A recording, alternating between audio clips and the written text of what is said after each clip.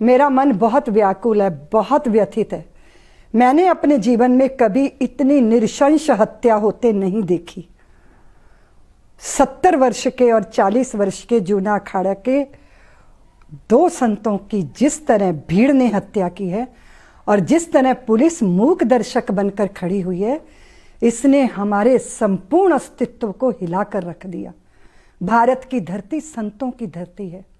इस देश में जो षड्यंत्र चल रहे हैं आदिवासी वनवासियों के बीच में, सनातन धर्म के खिलाफ जो उनके अंदर जहर इंजेक्ट किया जा रहा है, ये भारत भगवा है, भगवा। यहाँ लाल सलाम चल नहीं सकता।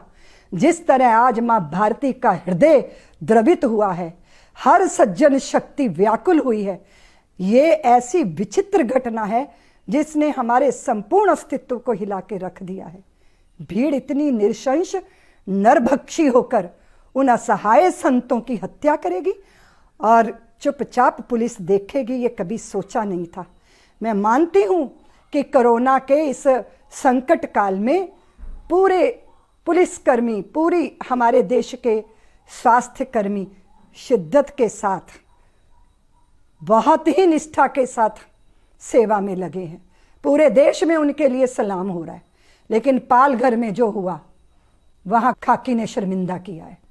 अगर आपने एक भी रिवाल्वर निकाल के फायर कर दिए होते तो वो नरभक्षियों की भीड़ पर अंकुश कर लिया होता, लेकिन ये नहीं हो पाया। नहीं हो सकता ये देश के अंदर, इसको बर्दाश्त नहीं किया जाएगा।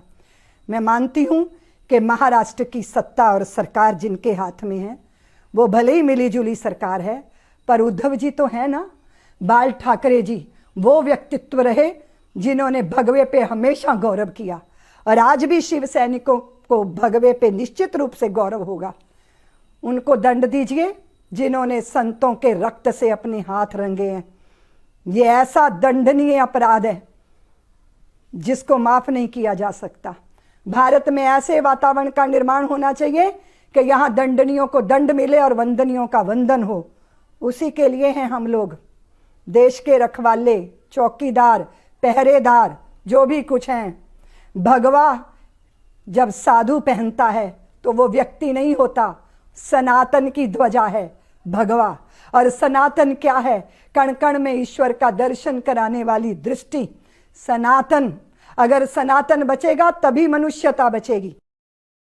मुंबई के पालघर में जूना अखाड़े के साधुओं की निर्मम हत्या, यह एक बहुत बड़ा कलंक है भारत के माथे के ऊपर।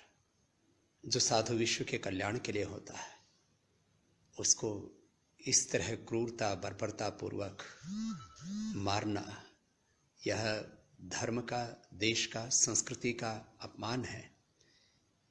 और जो भी इसके लिए दोषी हैं उनके ऊपर कठोर कार्रवाई होनी चाहिए। भारत के लाखों साधु संत इसकी घोर निंदा ही नहीं करते। जब तक इसके खिलाफ कोई बड़ी सार्थक कार्रवाई नहीं हो जाती, तब तक साधु संत मौन नहीं बैठेंगे। और इसके लिए यदि कोई बड़ा आंदोलन भी करना पड़ा तो हमारे अखाड़ा परिषद और तमाम देश के वरिष्ठ संत इसके ऊपर विचार कर रहे हैं। मुझे विश्वास है कि दोषियों पर कार्रवाई होगी और एक ऐसा सबक मिलेगा जिससे आगे किसी भी साधु के ऊपर कोई इस प्रकार से हिंसा का, क्रूरता बर्बरता का कोई हाथ न उठा सके।